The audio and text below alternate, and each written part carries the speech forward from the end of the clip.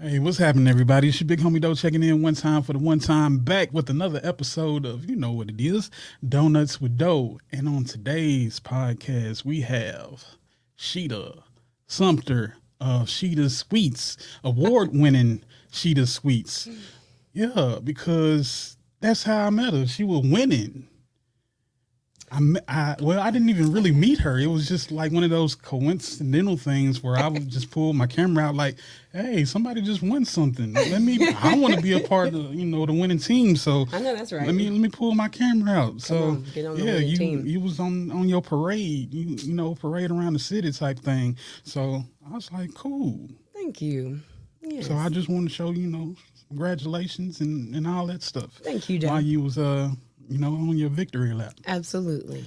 So, which brings me to this. How did Sheta's Sweets come about? Take us back to the very beginning, because you can't just start winning off top. You have to start somewhere. You have to put your 10,000 hours in. So, many years ago, I guess kind of like how we were speaking earlier, assisting someone in the kitchen, assisting somebody, or just greedy, ready to eat. Wow. Holidays, get-togethers. I would help my mom in the kitchen, and that became more and more until I felt comfortable and the sacred recipes were passed down, and I was able to conduct and bake and do things on my own without her permission, without her micromanaging. Gotcha. So a lot of the things that I bake still to this day are family recipes.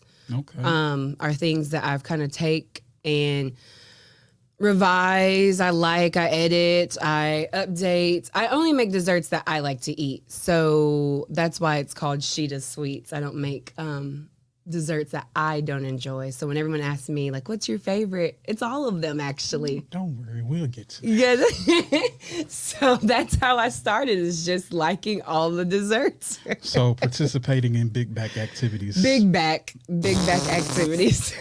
I'm still out here with a big back. Don't worry about it. We all have. Oh, goodness. Summer's ending. Don't worry. Yeah. So originally from South Haven, Michigan? Yes. So high.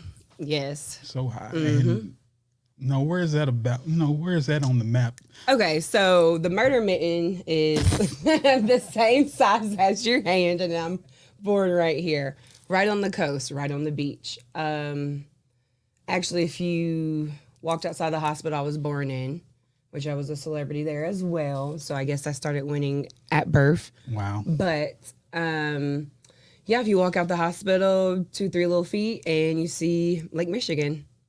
I was born and grew up on Lake Michigan until I relocated down here. So, Okay. Yeah. So is there any fond memories you still have of Michigan that, that you still carry with you to this day, Yes. Nothing like crazy, no like wild backstories or anything. But there is still to this day, still when I go home, still when I touch down, there is a place that my family and I, as well as many thousands, millions other people love, and it's called Brown Bakery. And that, as well as Subs and More, are all on the same road because I was born in a really small town. So I would go to Subs and More and get dinner with my mom, and we would go to Brown Bakery and get the cream cheese Danish. That was kind of like an early tiptoe for me to see what the bakery life was like. Not the behind the scenes, but the huge glass displays, the plethora of pastries and fine doughs and donuts and croissants. Like you can smell the bakery. It right is. now. It's like, I mean, when I come home, I'm bringing back packs. Like okay. I'm riding dirty. I got at least a dozen on me. Wow. Yeah. So those are my fond memories, is going back and continuing big back activities. I think we kind of share a similar background. Yeah, our backs. No. No. Well, as I was speaking off camera, And you can find this little bit of information on my Instagram page about how Donuts with Dough was started, or the inspiration is actually my dad worked his way through college at a local bakery in Murray, Kentucky. It's called Salmon's Bakery. And, back then there wasn't really no child labor laws, or they wasn't really caring. Just bring your ass to work and make these donuts type thing.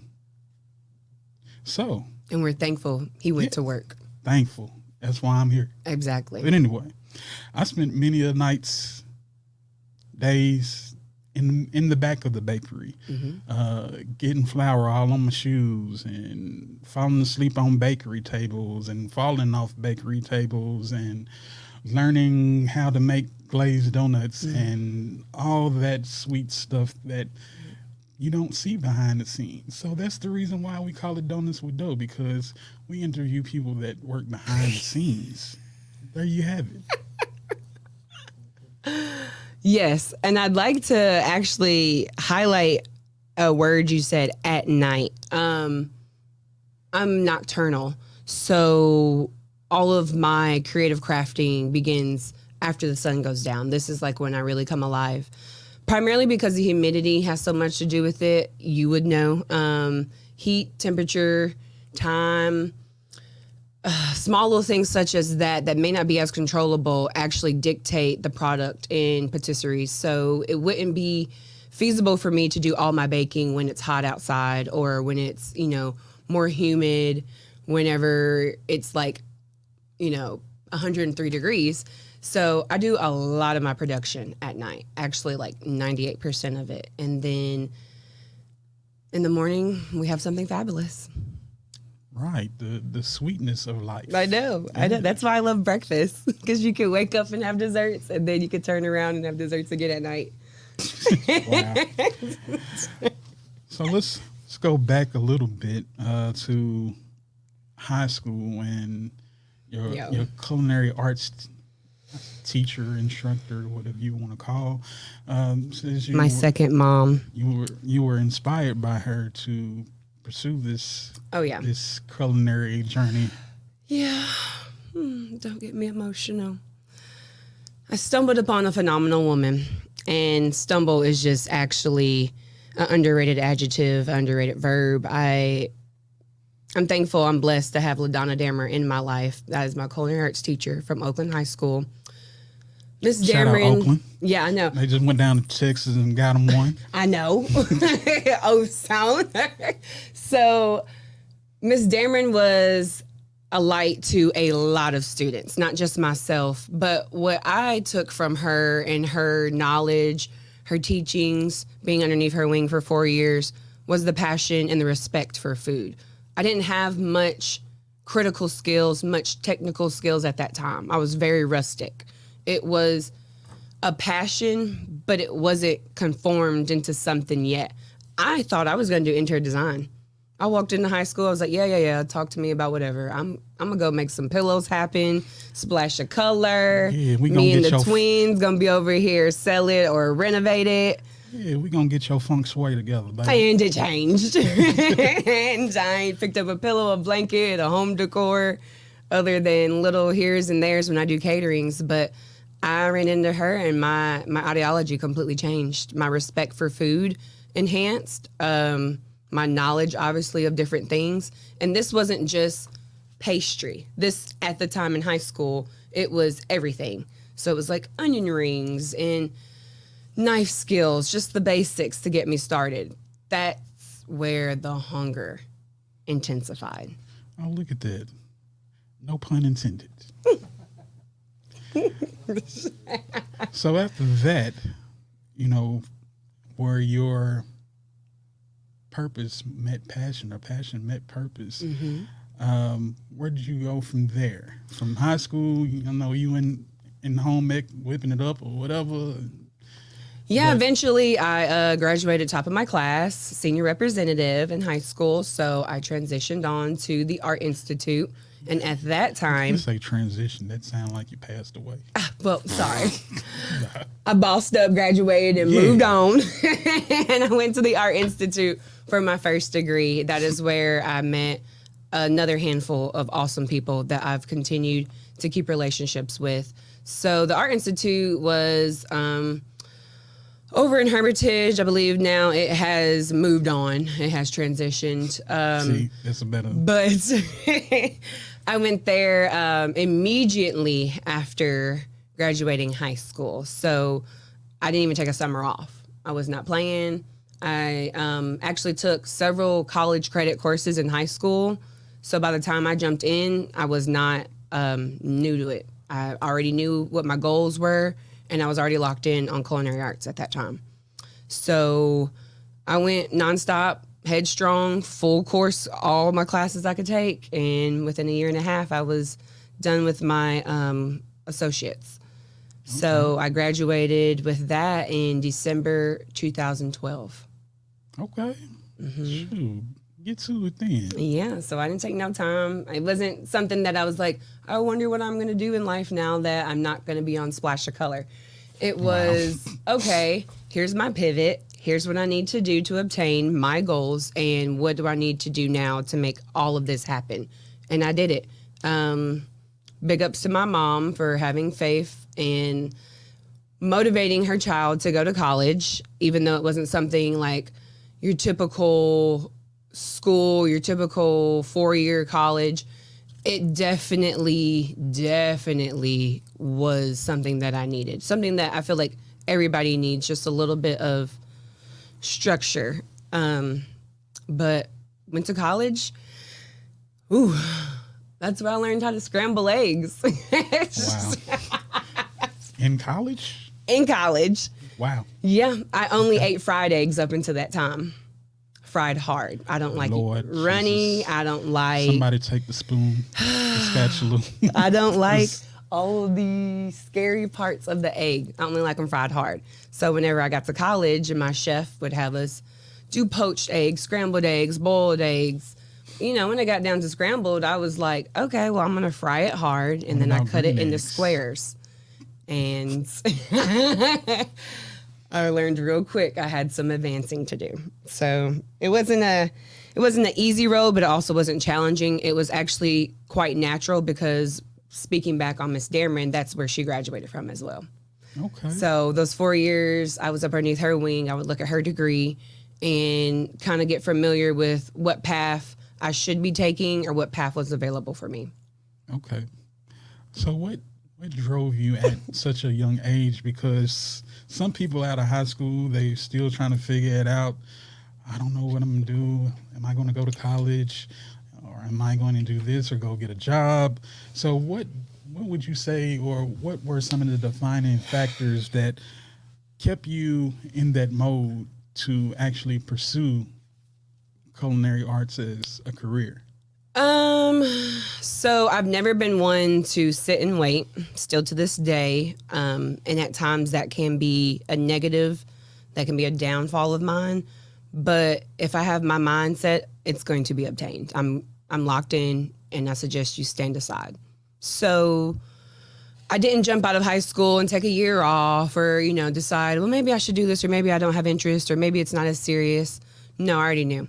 I knew that this was something that I wanted to do, just off the fact that I loved it, I enjoyed it, but it was also something that turned into how I was able to service the community, how I was able to show those that I love, my love language. And I strongly believe, there's two things that will either silence a room or unite a room, and that is food and music. Different walks of life, different social statuses, language barriers. If you put the right food on the table, they're going to be happy. They're going to come together. They may even get quiet because it's so delicious. Yeah, that's my favorite. That's how you know your food good. Yeah. When everybody, they ain't even no talking. There's no talking. Yeah. There's just licking and smacking. And I don't tell people that part. I don't tell people that I actually know how to cook. So I not only put my foot in these desserts, I actually know how to throw down in the kitchen. Okay. But I don't have time for all that for everybody. To the ankle? To the ankle, okay? Like, I had to call the doctor the other week. Like, hey, can you come help me? It's lodged in here real deep, my foot, please. Yeah. So from from the culinary art school. Wow, that's when everything really took off. What was the next step after that? So I graduated. I graduated December the 12th. Graduated December the 10th or December the 12th. Before graduating, my senior class was to look and see what job opportunities are out there for your profession. What would you be interested in? What's for you post-graduation?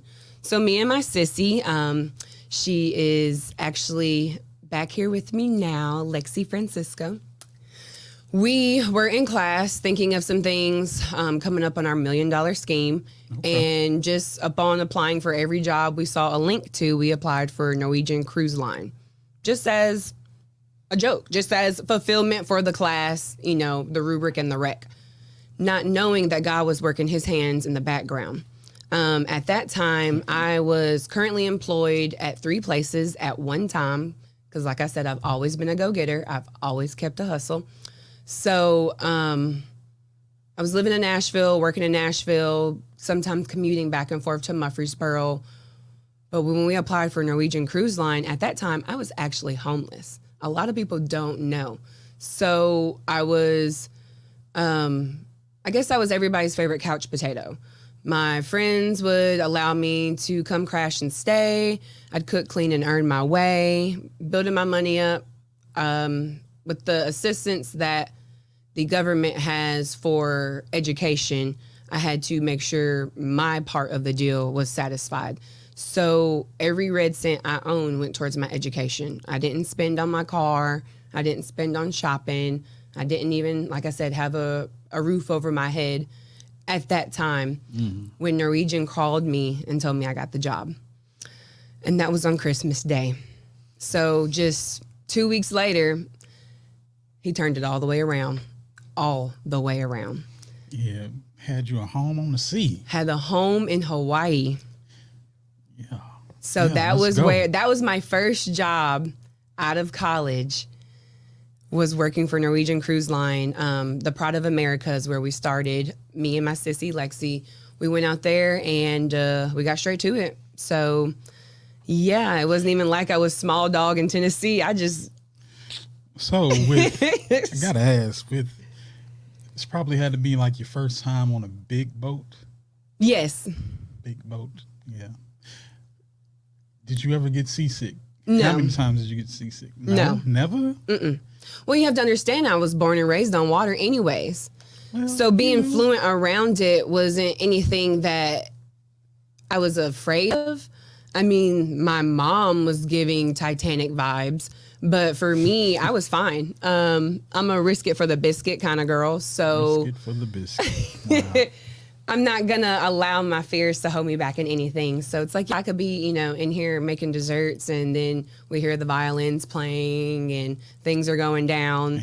I was never worried about that. You're just still going back there whipping it up. Yeah, absolutely. Because, every month we would have to go through training on the emergencies, the what ifs, with the way the doors would close, if water was seeping in, if we were punctured. Because, just as you all have imagined, I don't know how many people have been on a cruise before, but the team, the employees, everybody lives under the water. So my room where I lived, where I stayed, because like I said, mind you, I didn't have a place to stay. So now I've come up on a job that's going to pay me, feed me, and house me all at the same time in paradise with the hourly amount that I would make inland, because it's still a U.S. state.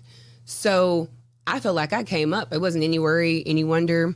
I was like, get me on the boat. Let's get to it. Got you. Mm-hmm. And that must just take a great deal of courage and bravery and all those great adjectives to explain people that are willing to take risk. Oh, yeah. So from the Norwegian cruise lines, how did you get back on land? My mom, she missed me. She sent for me, actually. I opened my mail and there was a plane ticket. Get your ass off the boat. Yeah. Come on. Pretty much. And at that time, she went behind my back and applied for a position at Vanderbilt University. So I came home to a job, to working at VU, not the medical side, but actually on campus. So at this time, I have already picked up different little, I guess, tools and resources from every step of the way. My first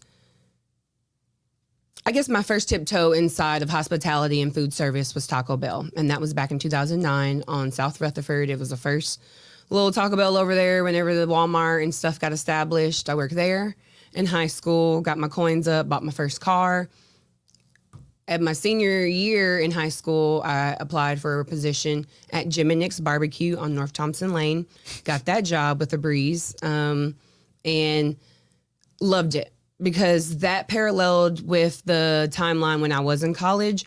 And so when I was going through the struggles of how to scramble eggs, I was learning how to actually cook from scratch. So Jim and Nick's, I will always give praise to them because they are a scratch-made kitchen. No microwave, no freezer. So you had to know how to read, you had to know how to use that scale, and you had to know how to cook. Okay. And I learned all those things there, if not perfected them. Good man. Yeah, so I've definitely have a huge love for Jim and Nick's. They played a very, very huge role in my life, not only as I was getting out of high school, but throughout my college years and adult years as well. So by the time I got to college, when I got on Norwegian, I was cooking and preparing for the masses.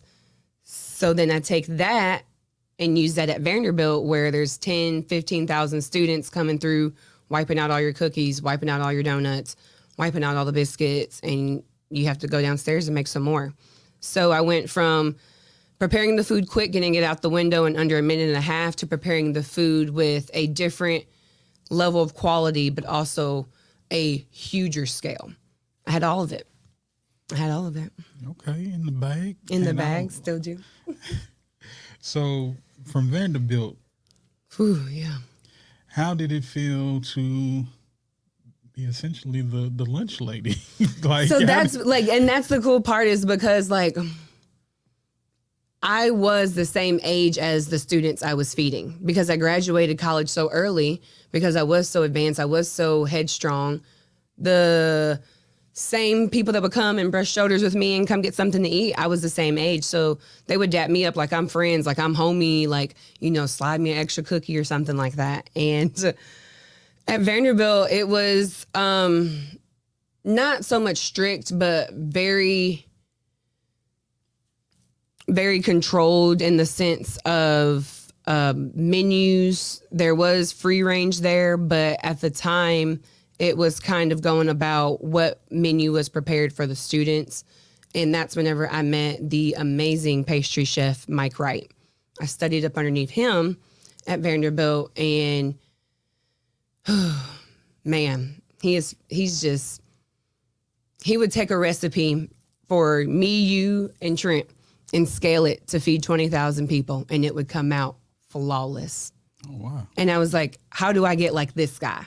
How do I take this and magnify it or minimize it? How can I feed everybody? How can I touch everybody? And that's kind of like what I began to hone on moving after Vanderbilt, because that lasted until 2017.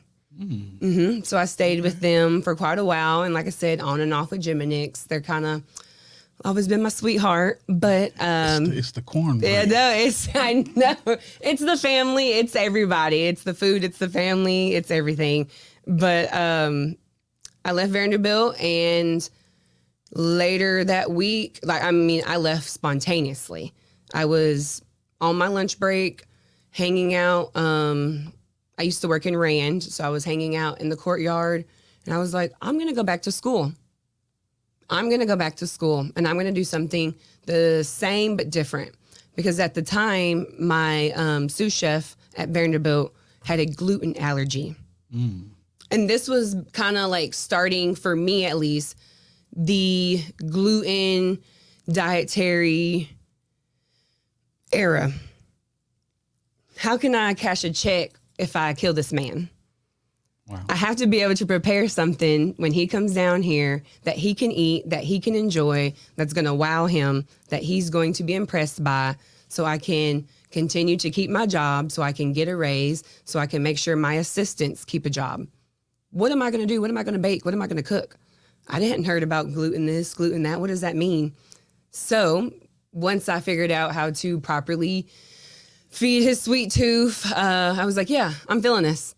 Told Vanderbilt what the game plan was, and they were like, oh, okay, yeah, we're a university. You could definitely do that here. We would love for you to be our dietitian. And as amazing of an offer as that was, I had my mind on something else. I wanted to completely give school all of my time and attention. So I left Vanderbilt and I jumped into the fall semester 2017 at MTSU. Okay. Mm-hmm. Go Blue Raiders. Yep. Mm-hmm. True blue, baby. So how was your experience of being a Blue Raider back in not your hometown, but situation? It was in a familiar situation. So, okay. Funny that you say back in my hometown. I guess just with I said my relocated. Ever since high school, I guess I've just been like a fan favorite, a hometown celebrity, well known for the desserts. Those that know me, they know she's been with the desserts for a while. Like, this isn't anything that I just stumbled upon because I had a YouTube video playing in the background. Like, this is something that has been serious for me probably since I left Central Middle School, to be honest with you. Because like I said, I was helping with my family with gatherings and memories and events of that such. So whenever I had actually got to MTSU, it was like I had saw everybody that I used to see back in high school because I was back in Murfreesboro. I was coming back to Murfreesboro more frequent. It was exciting. It was also like I had some nervousness to it. Yeah, because I took some time off. I wasn't, the right out of high school age college student. I was the come back, circle back, adult college student. Because at this time I had already purchased a house. So you're a transient. Yeah. Is that what they call it? You're a transient student, which means you old as hell back at school. But nah, no, you did it. I was very, very established. I had, like I said, I was already grown, out living, and I decided to go back. It wasn't that I felt like, I'd get picked on or anything. It was, let me make sure I'm not wasting time. Because like you said, I am old.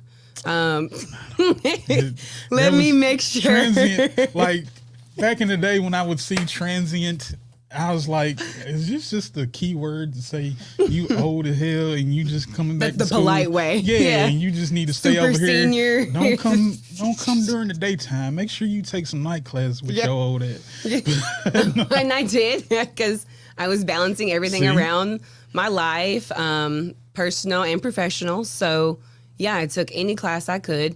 And it was actually, going to MTSU was such a goal of mine.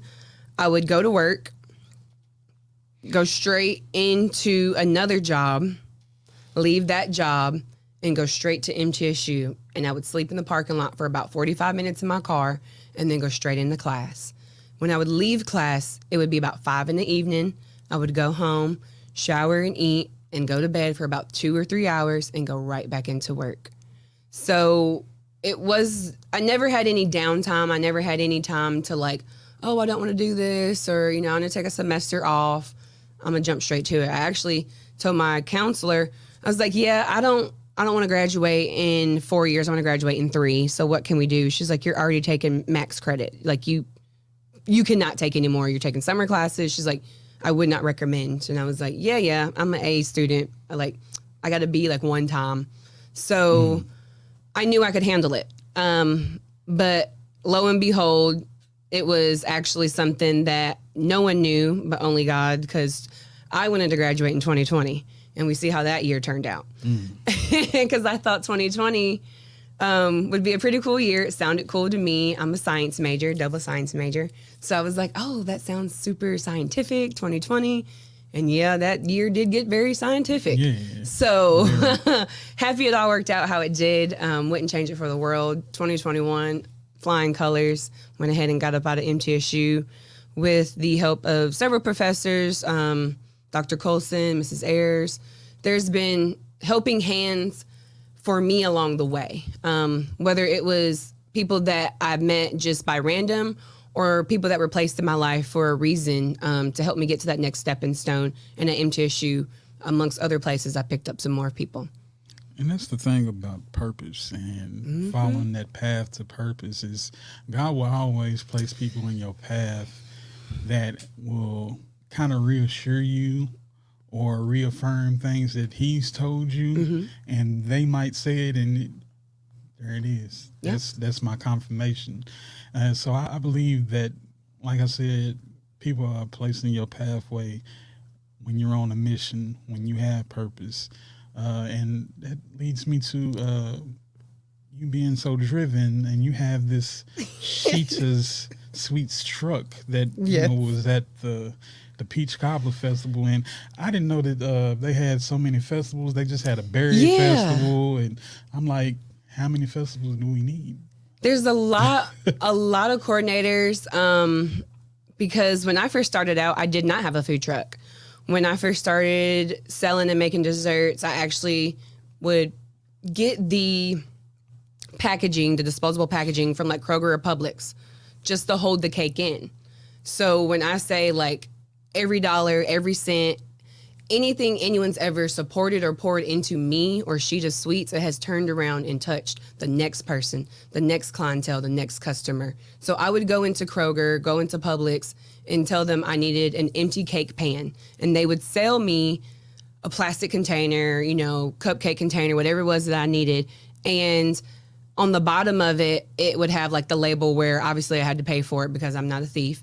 Well, one time a buddy of mine, Stevie, he was like, I made him a cake for his birthday back in high school, actually. Baseball cake. Stevie Smith, but big ups to you and your wife.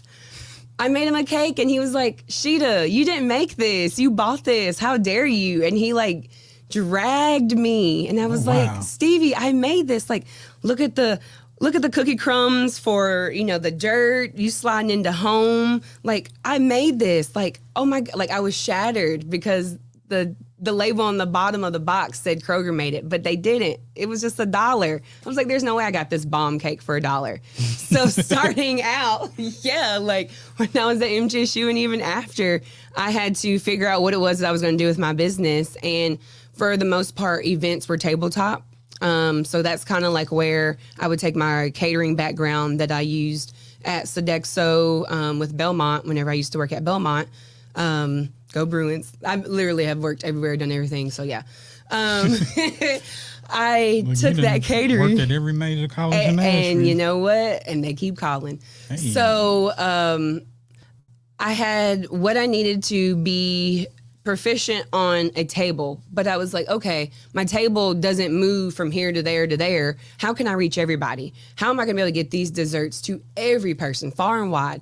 I can't push this table around. Let me get some wheels. So I saved up some more, and some more. Because them trucks is because I bought it in cash with my money. Cash me out. No loan. Yes, ma'am. No handouts. No IOUs. No IOUs. I went to Pinnacle that day and I prayed and I says, God, if you want me to have this, go ahead and have it in my life. And the woman, she asked me what it was that I was going to do with all this money. And I was like, well, hopefully not get my head beat in the parking lot, but my goal is to go purchase a food truck. And ever since then, I actually owe the ladies at the bank the desserts because they were so ecstatic when they heard me, kind of jump for my dream even more. It was like, you're doing it. You're on a roll. Here you go with another goal. There you go, Sheta, obtaining something else. So I went ahead and it was a close friend. She actually offered the truck to me, let me come over. I went a couple of times, looked at it, played around with it. This was actually early 2020, before COVID hit. Probably so like February, March? No, January. Okay. Probably like December and January, because it was so cold at that time. We had to wait on like the generator. It was just like frigid. It was cold outside. I'm like, gosh, like I'm cold, but I want this. I want this and I'm going to get this. So I would go over, check out the truck, take my dad, check out the engine, take my uncle, check out the tires. I'm not going to buy a lemon because if, like I said, if I'm going to give you every cent in my account, I gotta know. So I pulled up that day and I told her and her husband, would y'all take this? And they said yes. And I ugly cried the entire way home because God did that. While you was driving? I actually pulled over. I had to pull over. Okay. I had to pull over. I had to pull sure over. I'm a safe driver, but I had to pull over. And get your shout on. I did. Yeah. Right then and there, I gave him all the praise as I do every day because I knew that even though the money came from my account, that abundance didn't come from me. That abundance came from everybody that supported me. That abundance came from him. That abundance came from me staying focused, persistent. Like you said, knowing what it is that I want and going after it. I was never like I don't know. It was yeah, we gonna go do this and I'm gonna get this. And next thing you know, now you see me driving around. Yes, praise him. Praise him, Thank you. It always happens on his time and not on mine. So where I was stressed and pressed about graduating college in 2020, that was the year he was like, no, baby girl, we're not doing that. I'm going to level up with you for your business in 2020. So Godspeed. That is when I bought my food truck, when the world was coming to a stop.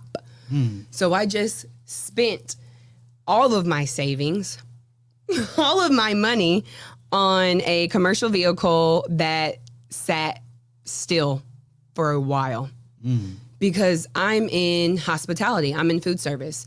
We got to eat every day, but not necessarily at the level in which we want to. Right. So you're either going to eat McDonald's because it's affordable and it's convenient, or you're going to go to Eddie V's because you're balling out and you're going to have a good time. There's two different pay scales there. Where I fall into place was with desserts. That's an extra expense. That's something that at that time, families and friends weren't able to afford in their budget because they're fighting over toilet paper. We're scraping for, food, cleaning supplies. It was just a really scary time for everybody, including myself, because I looked at my food truck that I then began reconstructing, building, getting it wrapped, putting all this additional cosmetic money inside of it. But see, let me stop you there. That's God's timing. Because he put a pause, because you obviously are a person that does not slow down. I do not. So he had to pause the world, not just for you, but for a lot of us, because that's how this podcast started, because there was a pause. A lot of people, yeah. And with that pause, it gave you the ability to focus on, let me get this truck together. Yeah. Let me prepare my ark for when the rain comes. Absolutely. So that in itself is God's timing, and it's a lesson in that. I just wanted to pause you right there. Like, go ahead. You haven't said anything that I haven't already told him, others, and myself. So true and so accurate. Whenever I got the truck, it was a savory truck, and I am actually, sweet. So I was like, okay, well, how am I going to turn this into me? How am I going to represent my business? How am I going to show the biggest, baddest food truck in the mid-state? And I actually got some really, really, really, really, really good information from a close, I would actually call her like a professional friend, Malika. She is one of the owners of. You're shaking your head. Go ahead. I was gonna say, it's just going back to our big pack activities. Yeah, listen here. Yeah, just go ahead. Smoking Butts Barbecue, the head boss sauce in charge. She gave me a list of some people, places, and things. Here's something to get you started. And that's exactly what it was. Amongst those names and those phone numbers was a gentleman named Dustin. And Dustin Hamlet, he's the guy that went ahead and wrapped my truck. So it is a beautiful color purple, and I call her EP because the EP stands for Easter Purple. My birthday is the first week in April, and that is when he had it finished and completed for me. Okay, Aries. It is big Aries energy, April red hot energy. Over here. I guess that has a lot to do, well, not a lot, but that may have something to do with what it is that I don't slow down. Very competitive, very headstrong. But that year, my birthday and Easter were like 1 or 2 days apart.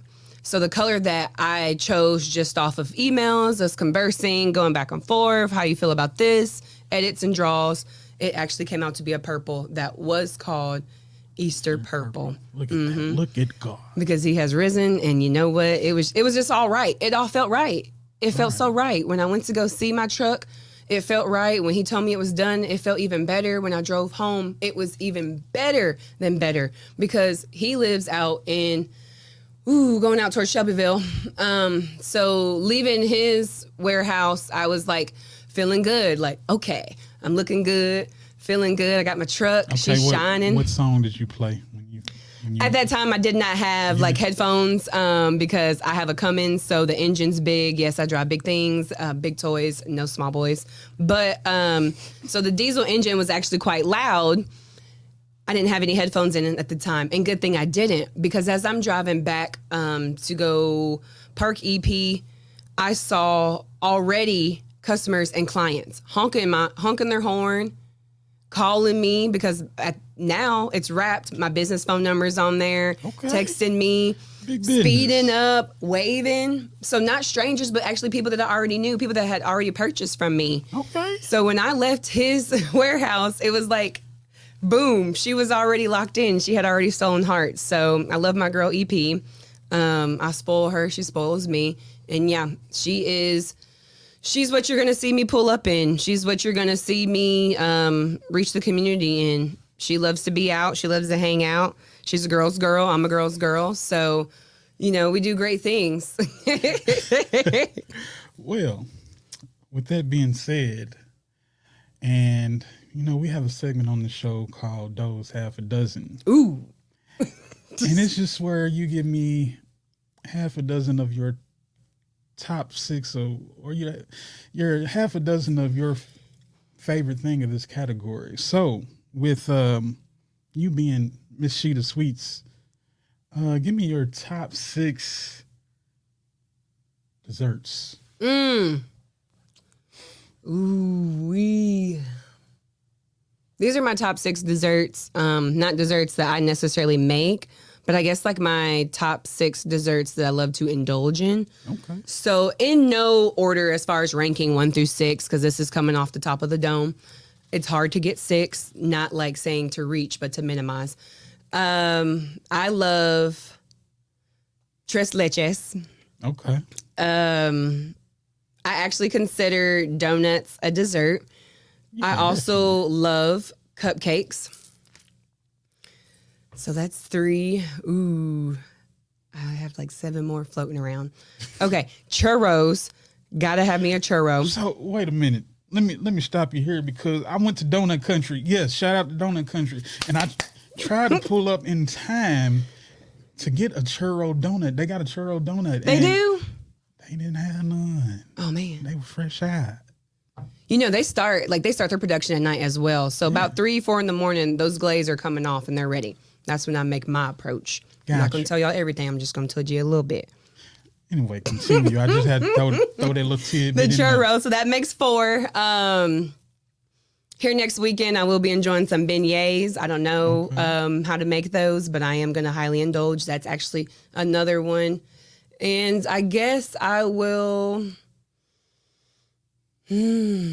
what would be... Ooh, creme brulee. Creme brulee, okay. Yeah. So you like overseas with your Oh yeah. your dessert. Yeah, taste, actually, yeah. leches and beignets and I travel with my taste buds. okay. I travel often. I try to get out and get exposure, not only culturally, but cuisine, because so much of who we are is found in our food. So much of what makes us is what food we consume. So when I did go back to MTSU for my second degree, that degree I got in nutrition and food science. I was learning so many different things at that time, but one of the things I learned was how in Alaska, it would get so cold that planes wouldn't be able to come in and deliver food during some of the colder winter months because the engines would literally freeze. They would survive and sustain off of Betty Crocker cake mix because it was shelf stable for that long of a time that they would like make cake, and that would be like a source of food. It's not a source of nutrients, but that would be something that they would eat just to, you know, hold the fort down until the summer months or whenever the markets became available. So, and that was interesting. It wasn't big back activities. That's what all that's they just had. Yeah, exactly. Mm-hmm. That and like, you know, probably like fishing in a little ice hole. I don't know. I've never been to Alaska. Wow. That's on the list. That's on the list. But yeah, I travel.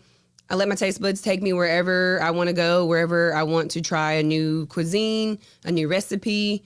That's why I'm saying I don't know how to make beignets, but I guarantee you when I come back next weekend, I will. Gotcha. I take my resume everywhere I go in case someone's hiring, and that's how I get these phenomenal jobs. You're laughing. You're laughing, but when I went to Barbados earlier this year, I got a job. And my mom had to talk me off the ledge yet again because, remember, she sent for me the first time. She'll pay that price again and make me come home. So I was like, you know what? As much as the Bajan way is for me, I went ahead and came back to the Ville. I know. So sad. Bummer. Well, before we get out of here, I have another little segment that I call the last donut of the night. Ooh. And it's just a saying or a thought, you know, before we conclude everything.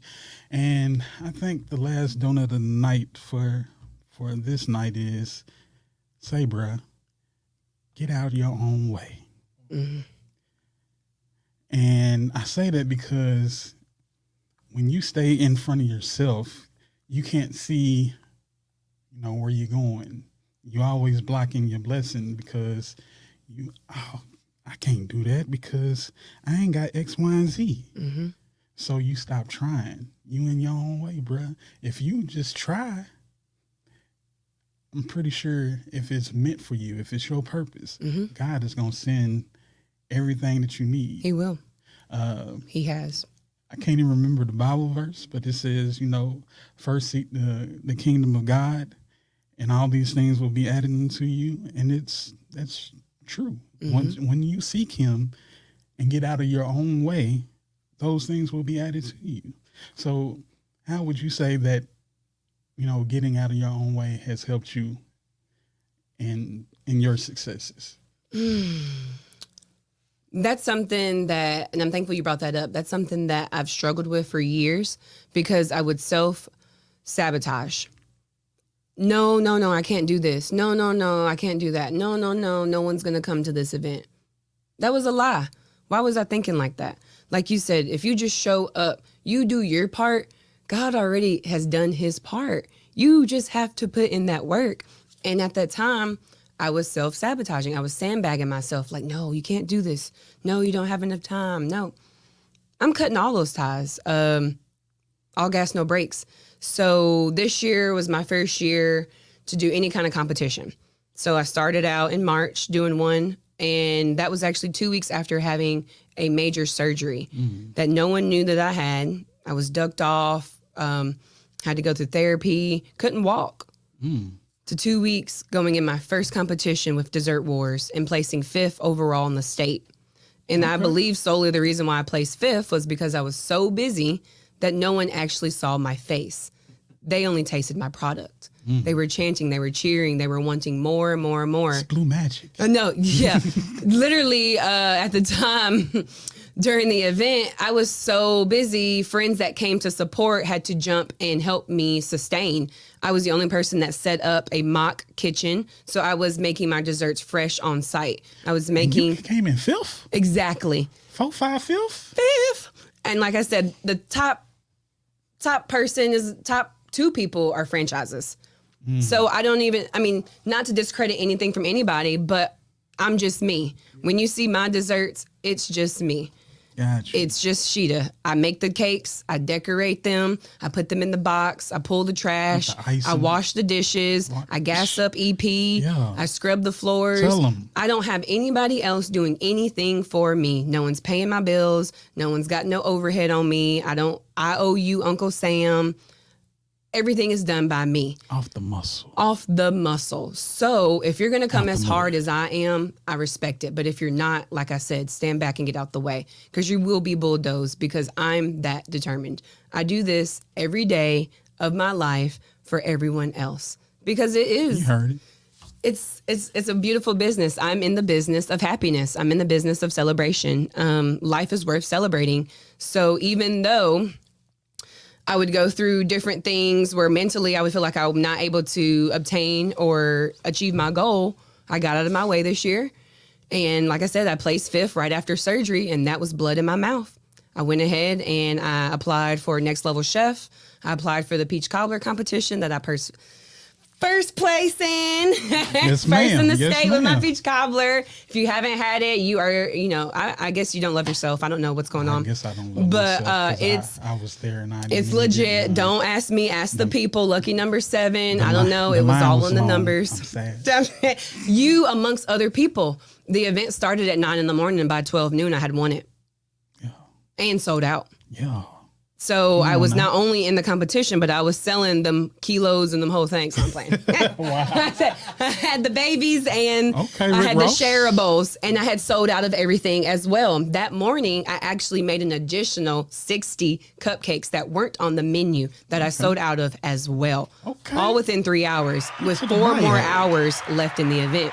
It was an early day at the office. Give me my shmoney, give me my award. I'm going home and I'm going to shower and take a nap. Wow. And that's what I did. Woke up and made some more cakes for some more people. Yes, ma'am. So I got out of Yes, my ma'am. way, and you know what? Here we are. And here we are. And let's go. Before we get out of here, you have to tell us where we can find you. I mean, I know yes. I know you got EP, rolling around and you can see you, but where can we see you? So my big body purple girl, my big body hottie, she is, she floats from here to there to everywhere. As of right now, September's booked, and we are halfway through October as well. So if you have any dates for any cakes, custom orders, events, holidays are approaching, please get with me. Social media is awesome, Facebook and Instagram, obviously, but I am fully aware that me, Mall, and them may not have social media. So I do have an email that is shetasweetsllc@gmail.com. Okay. And then as well, I have a phone number, 615-270-9165. Okay. Call or text me and we will talk about desserts, nothing else. Because I don't know why, but some people's like, can I have your number? And I give them the number, and then they, I guess, thought they were going to get the personal number. But yeah, you're chocolate, vanilla, red velvet, like, so Peach cobbler. yeah, peach cobbler. So I am actually able to be reached just by, hey, sweets. But no, I service the Mid-South. So even if I'm not an EP doing events, custom orders, events, corporate caterings, the whole nine. Fill my calendar with where you want me to be next. Fill my calendar with where you want to bring your friends and family next. Because I am busy, of course. But like I said, I love booked, busy, and blessed. Yeah. But I love to take care of everybody. So absolutely, absolutely. If there's something that is on your radar, and quite honest, that is what I love about my sweeties. They keep me in the loop. So they will tag me in events. They will suggest me whenever someone says, who's your cake lady? I need this, this, and that. They have been tremendous. I love you guys. I love all my sweeties. Mwah! I love you guys so much. I didn't buy business cards until about 2 years ago. I didn't need to. Wow. The footwork. Look at that. The product. Look at God. The taste buds. Yes. They did all the work. I would make a cake. Someone would be at that event, try and eat the cake, and then hit me up. Hey, so-and-so said you did her birthday cake. Hey, I tried your this and this and that. I'm going to use a little street term for y'all. The dope sell itself. It is. It does. It does. It does. Pyrex Vision. The scale. I have been fluent for years. Yes, and yes. I'm thankful. The product speaks for itself. I have always been noted for it to be visually appealing, but once you taste it, I hope you got some Neosporin because your neck gonna be raw. Wow. Tyrone. She said you're gonna turn into Tyrone Biggums. You're gonna be like, Crack. yeah.